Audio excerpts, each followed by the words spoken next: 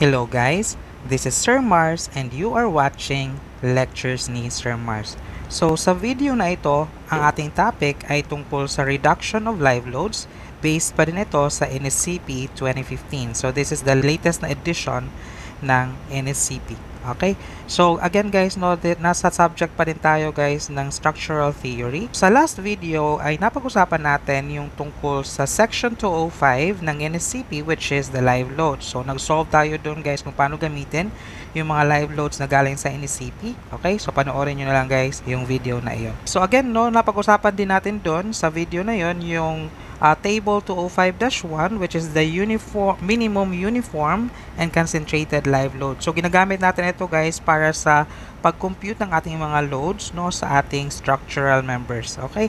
So ayun, so nakadepende nga yung ating mga loads, nakadepende siya sa category and sa description ng ating floor use, kung ano yung gamit ng ating floor. So take note guys, ginagamit lamang natin yung ating live load sa floor at saka sa roof. Okay?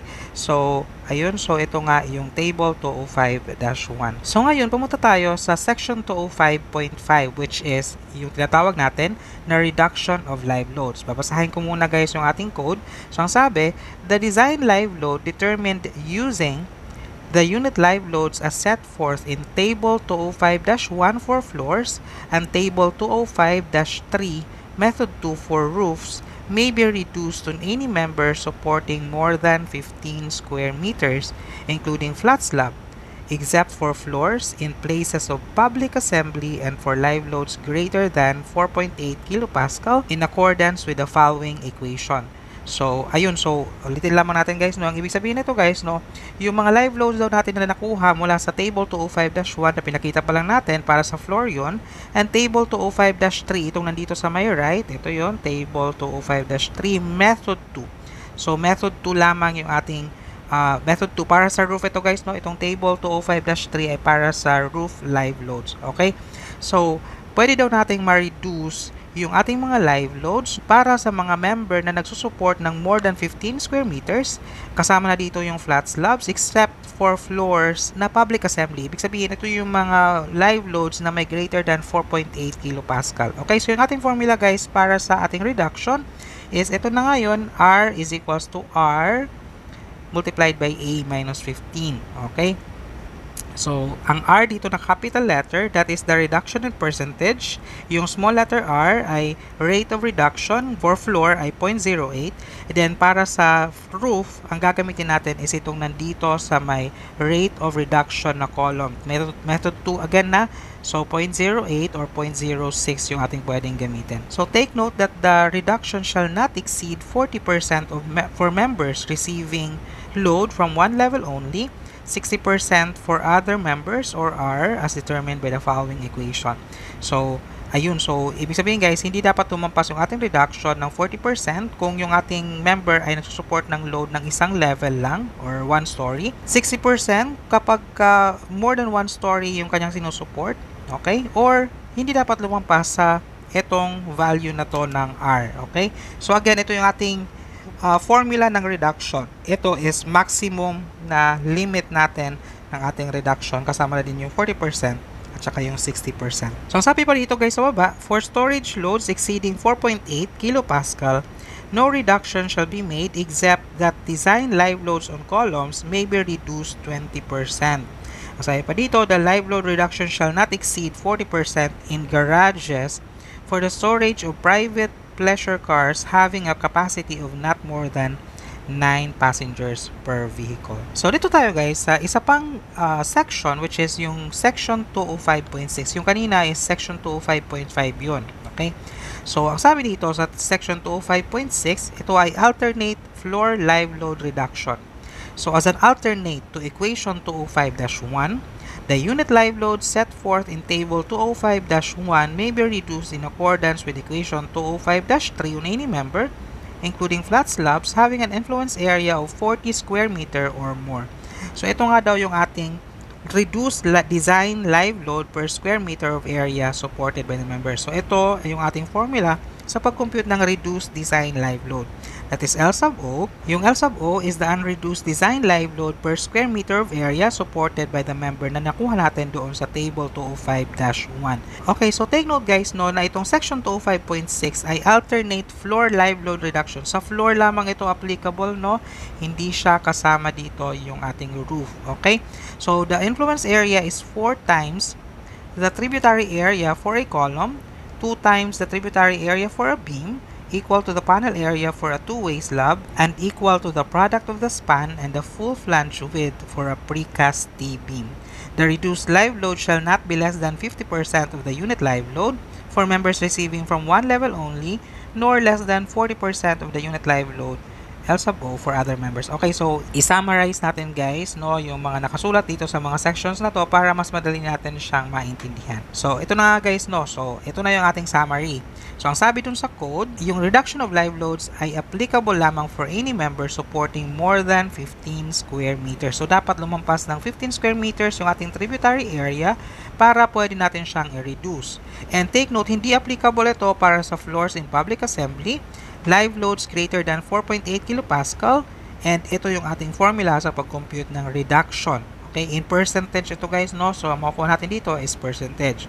Okay, so take note na dapat yung ating reduction is less than or equal to 40% kung yung ating member ay nagsusupport ng isang level lamang, and less than or equal to 60% for other members, and less than or equal R equals to 23.1, 1 minus D over L. Yung value na makukuha natin na R ay hindi lalampas sa mga values na to. Okay, so ito dapat yung ating mga maximum. Okay, so take note guys, yung A dito is the area of floor or roof supported by the member. So ito yung ating tributary area. Yung ating D is the dead load. Ito yun, the dead load per square meter of area supported by the member. Yung ating L is the unit live load per square meter of area supported by the member. Yung ating R, yung capital letter R, is the reduction in percentage, and small letter r is the rate of reduction, equal to 0.08 for floors, and titingnan natin doon sa table 205-3 para sa roof. So ito naman yung nakasulat sa section 205.6, ito yung alternate floor live load reduction. Okay? So ito nga yung formula natin guys para sa alternate floor live load reduction. Yung ating L dito is the reduced design live load per square meter of area supported by the member. Yung L sub O is the unreduced design live load per square meter of area supported by the member. Makukuha natin ito doon sa table 205-1. Okay? So, ibig sabihin hindi pa nare-reduce yung ating load. Yung A sub I natin dito is the influence area. Take note guys na itong alternate floor live load reduction ay magagamit lamang natin para sa members na merong influence area na greater than or equal to 40 square meter. Magkaiba yung influence area sa tributary area guys, no? Para klaro tayo. Okay, so take note lamang guys na meron tayong mga limits dito. Dapat yung ating mga compute na reduced design live load ay greater than or equal sa 50% of the unreduced design live load para ito sa mga members na nagsusupport ng isang level lamang, and greater than or equal dapat sa 40% ng unreduced design live load para sa ibang mga members. Okay? So, ayun guys, no? So, ito naman yung pag-compute ng ating mga influence area. So, kung yung ating ina-analyze ay column, then mako-compute natin yung ating influence area as 4 multiplied by the tributary area. Then, kung beam naman yung ating ina-analyze, then yung ating influence area is 2 multiplied by the tributary area. Para sa two-way slab, area ng panel yung ating influence area. And para sa precast T-beam, yung ating influence area is the span length multiplied by the flange width. Okay?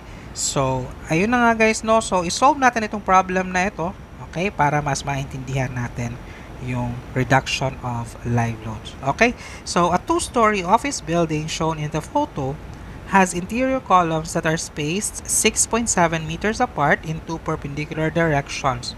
If the roof is flat, determine the reduced live load supported by a typical interior column located at the ground level in kilonewton. Use letter A, NSCP section 205.5, and letter B, NSCP section 205.6. So sa letter A, yung gagamitin natin dito is yung section 205.5, yung hindi siya alternate, okay? Yung letter B, yun yung alternate floor live load reduction, okay? Sige, so isolve natin guys itong problem na ito, no, para mas maintindihan natin yung reduction of live loads. Okay? So, isolve natin guys tong problem na to. So, in-attach ko na dito yung ating section 205.5, yung reduction of live loads, pati na din yung ating summary na ginawa kanina. So, ito na nga yun guys. Okay? So, ayun. So, bali guys, no, so bago tayo mag-compute ng reduction of live load, kailangan naiintindihan muna natin yung ating problem. So, ang sabi sa problem, yung atin daw office building ay 2-story. Okay? So, ibig sabihin, kung 2-story siya, ibig sabihin, i-drawing lamang natin para klaro tayo. So, kung ito yung ating ground, then ito yung ating mga columns sa first level, tapos ito yung ating second floor na slab, and bale, meron pa tayong column dito sa taas, and then meron tayong roof. So, ang sabi sa problem, ito nga daw ay flat roof. Okay? So, para klaro tayo guys. So, 2-story na office building, okay? Tapos, yung kailangan natin makuha dito guys is the reduced live load supported by a typical interior column located at the ground level. So, for example, itong nandito sa picture. So, ano yung kanyang reduced live load na nire-resist? Okay? So, nasa ground floor siya. Okay? So, take note ha, roof natin ay flat. So, sinabi yun sa problem. Okay?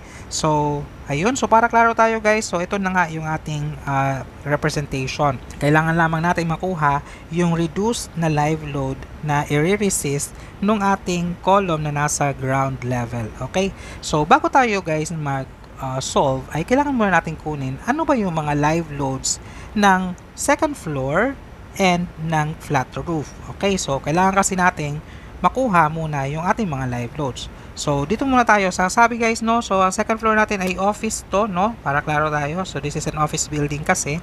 So, ilagay natin dito yung ating live load dito. Tapos, kunin natin yung live load ng flat roof. Okay?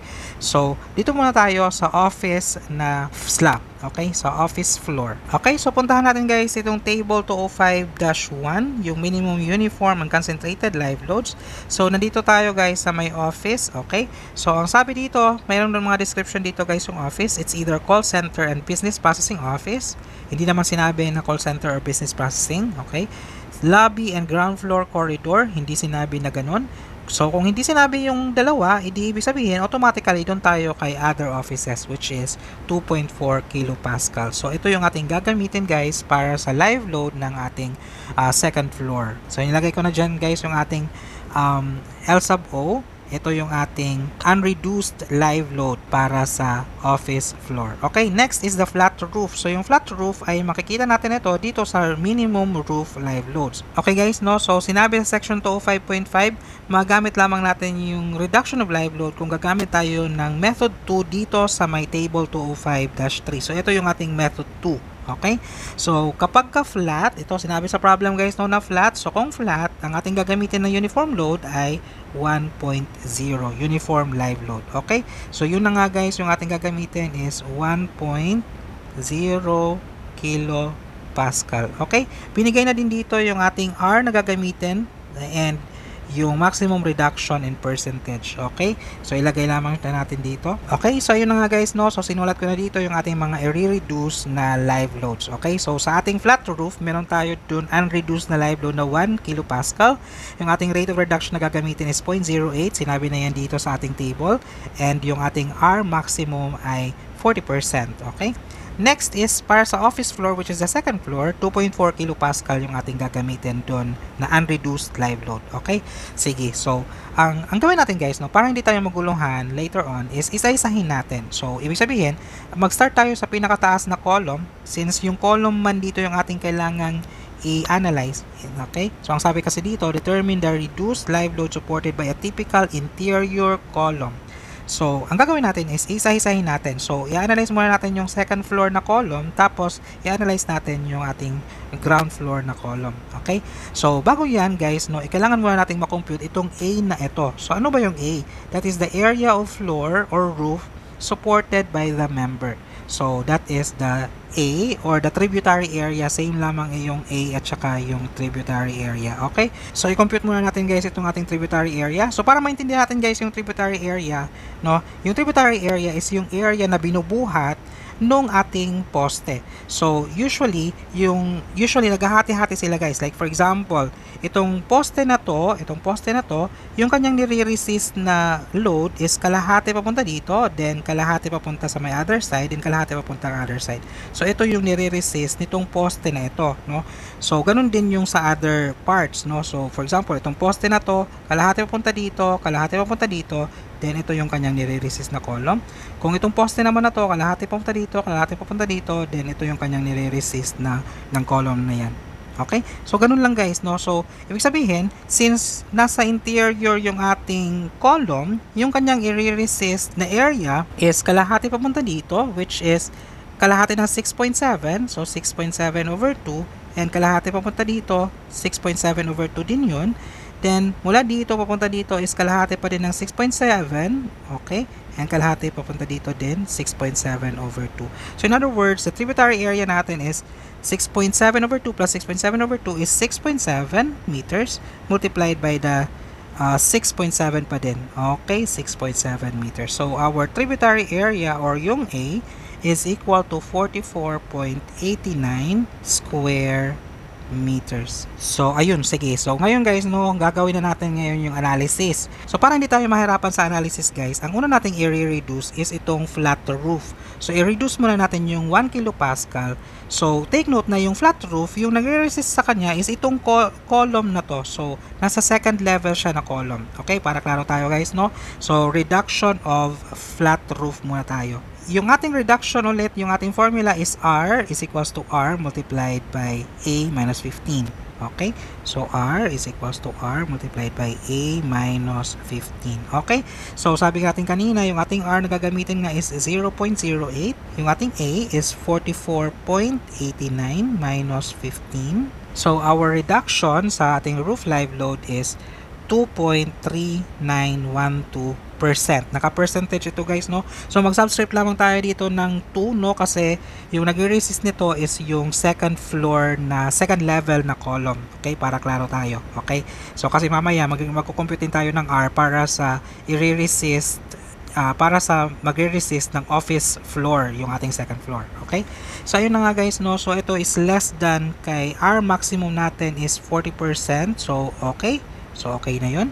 So, ayun. So, ngayon, i-compute natin ngayon yung reduced na live load. So, kung ang ating reduction is 2.3912%, edi mula sa ating 1 kilopascal na ating unreduced live load, i-reduce natin ito ng 2.3912%. So, ibig sabihin, i-multiply natin ito para ma-compute natin yung reduction. Ibig sabihin, i-multiply natin ito ng 1 minus 0.023912.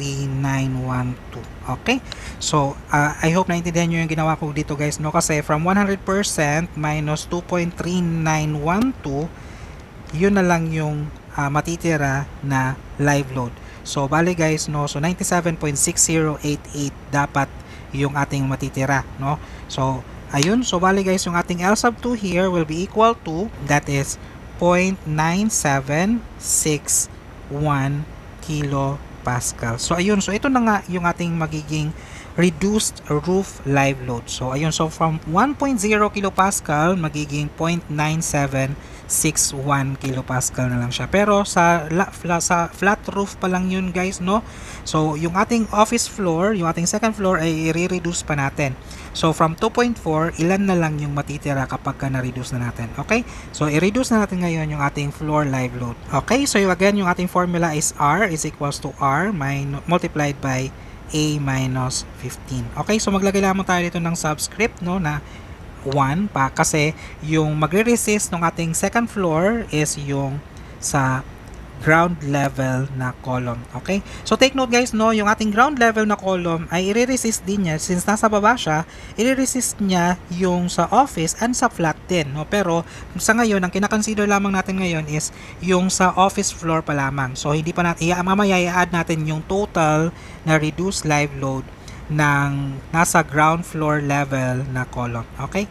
Sige. So, bale guys, no, yung ating R dito is the rate of reduction at ang sabi natin dito sa section 205.5, yung nating rate of reduction is 0.08 para sa floors. Okay? So, ibig sabihin, R natin dito is 0.08 multiplied by A natin is 44.89 minus 15. So, bale, reduction natin dito is 2.3912% pa din. Okay? So, ayun. So, ngayon, gawin natin is compute natin yung ating reduced na live load. So, from 2.4 kilopascal, ilan na lang yung ating reduced live load kung i-reduce natin siya ng 2.3912%. So, bale, ang mangyayari dito is 2.4 kilopascal multiplied by 1 minus 0.023912. So, bale guys, L sub 1 natin or yung reduced live load ng ating office floor is 2.3426 kilopascal. Okay?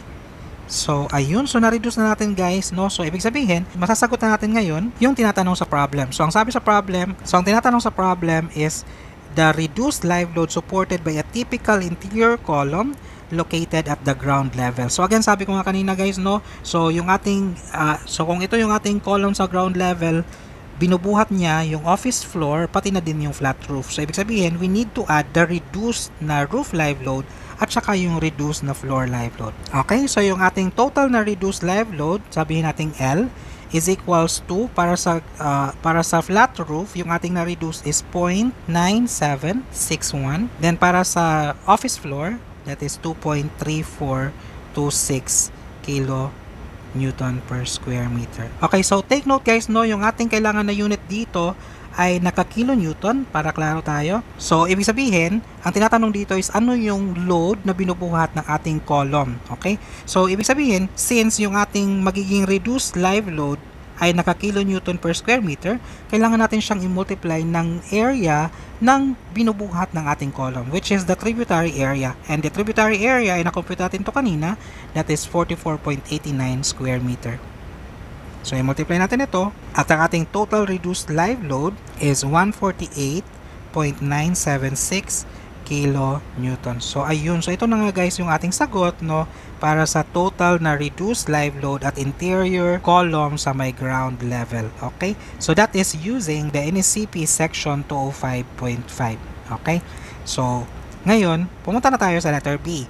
That is, how about kung ating gagamitin is the NSCP section 205.6, which is the alternate floor live load reduction. Okay, so ngayon gamitin natin guys yung NSCP section 205.6, no, para ma-solve natin itong ating problem. Okay, so take note guys, no, na itong ating NSCP section 205.6 is para lamang ito sa floor, no. So ibig sabihin hindi natin pwedeng ma-reduce yung ating roof live load. Okay, so ngayon, no, tingnan natin guys, no, kasi di ba dalawa naman yung ating method nung ating roof live load. So, ang sabi dito guys, no, balikan natin. So, meron tayong dalawang method dito ng ating roof live load. Yung method 2 is ito yung pwede nating ma-reduce. Yung method 1, hindi natin pwedeng ma-reduce, no? So, ngayon, di ba nga nag-compute tayo ng tributary area? So, obviously, sa alternate floor live load reduction, hindi tayo gagamit ng method 2 kasi hindi naman ma-reduce din yung ating live load. So, dito tayo sa method 1, no? Kasi dito sa method 1, at least, lumiliit yung ating live load kapag lumalaki yung ating tributary area. Okay? So, na-compute natin kayo na yung ating tributary area at ang ating tributary area nga ay 44.89 square meter. Ito yun, no? So, ayun. So, ibig sabihin, kung 44.89 square meter, dito siya nabibilong and therefore, yung ating pwedeng gamitin na uniform load para sa roof na flat ay 0.75. Okay? So, ayun. So, hindi yun pwedeng i-reduce guys, pero at least, mas maliit na yan compared sa kanina na 1.0. So, ayun. So, papalitan natin guys yung ating live load para sa roof. So, ito is 0.75 kilopascal. Take note, no, non-reducible ito. Okay, so ibig sabihin, hindi siya pwedeng ma-reduce. Okay, dito tayo guys sa ating second floor. So, yung ating second floor is an office floor, which is 2.4 kilopascal. Ito, pwede ito ngayon ma-reduce. Okay, sige. So, ang ating gawin is i-compute natin yung ating reduction of the floor live load. So, again, yung ating formula dito guys, no, para klaro tayo is ito. So, isusulat ko lamang. So, maglalagay lamang ako guys ng ating subscript dito na 1, no, kasi yung ating office floor ay nire-resist itong column na to which is nasa ground floor. Again, mamaya, ito total natin yung total reduced live load sa may ground floor level na column. Okay? So, ngayon guys, i-reduce muna natin yung ating office floor na live load, which is yung 2.4 kilopascal. Okay? So, i-compute muna natin guys yung ating influence area. So, ayun. So, the influence area, sabi natin, depende yon sa kung ano yung ina-analyze natin. Kung column yung ating ina-analyze, yung ating influence area is 4 multiplied by the tributary area. Na-compute natin kayo na yung tributary area, 44.89 yun. So, bale, our influence area is 4 times 44.89 square meter. So, the influence area is equal to 179.56 square meter. Okay? So, our reduced live load ng ating floor is L sub O, 2.4 kilopascal multiplied by 0.25 plus 4.57 multiplied by 1 over square root of 179.56. Okay? So, ngayon guys, i-compute natin ito at ang mga compute natin L sub 1 is 1.4185 and this is in kilopascal. Okay? Sige. So, ang gagawin natin ngayon is ito-total na natin guys yung ating reduced live load sa may ground level na column. Okay, so L natin is equal to 1.4185. This is in kilonewton per square meter. Ito yung nating na-reduce na floor live load. Tapos i-add natin dito yung ating roof live load na 0.75. Take note, hindi natin ni-reduce no kasi nga yung ating alternate is para lamang ito sa floor. Okay? So, 0.75. Then, okay? So, ito is naka-kilonewton per square meter. So, ang kailangan natin na unit ulit is naka-kilonewtons. So, i-multiply natin ito sa area na binubuhat ng ating ground level column, which is 44.89 square meter. Okay? So, our total reduced live load at ground level column is 97.34 kilonewton. So, ito na nga guys yung ating sagot kung gagamit tayo ng alternate floor live load reduction, 97.34. I-compare nga natin yung kaninang sagot natin. Yung kanina, 148.976.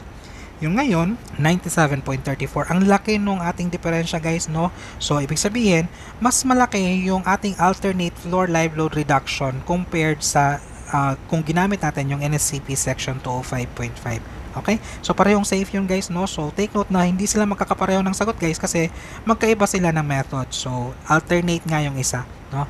So, pwedeng gamitin kahit nasaan dito, yung alternate at saka yung section 205.5 na NSCP section. So, that's it guys. Thank you so much sa inyong panonood sa video na ito, no? So, sa susunod na video ay didiscuss naman natin yung wind loads at saka yung earthquake load. Bye-bye!